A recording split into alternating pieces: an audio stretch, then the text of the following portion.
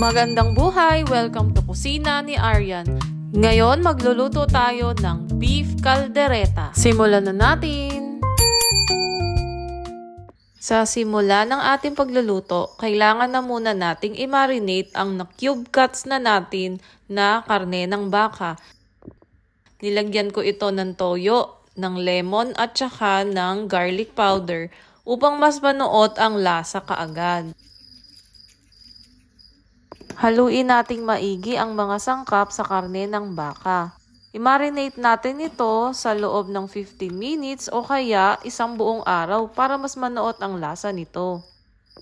Simulan natin ang pagluluto sa pagprito sa mga sahog na gulay. Kung mapapansin ninyo, hiniwa ko ng pa-cubes ang ating mga bell pepper.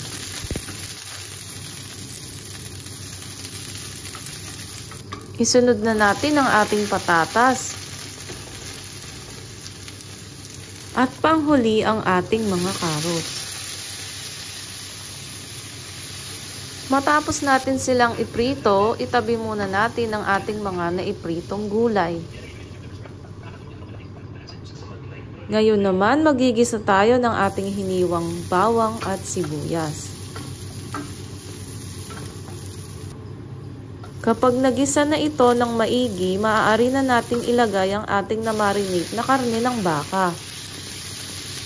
Lulutuin lamang natin ito hanggang sa maging light brown ang kanyang kulay. Matapos kong igisa ang ating mga sangkap, inilipat ko muna ito sa kaserola. Ilagay na natin ang concentrated tomato paste. Haluing maigi. Matapos nito, pwede na nating lagyan ng tubig. Lagyan na rin natin ng beef broth cubes.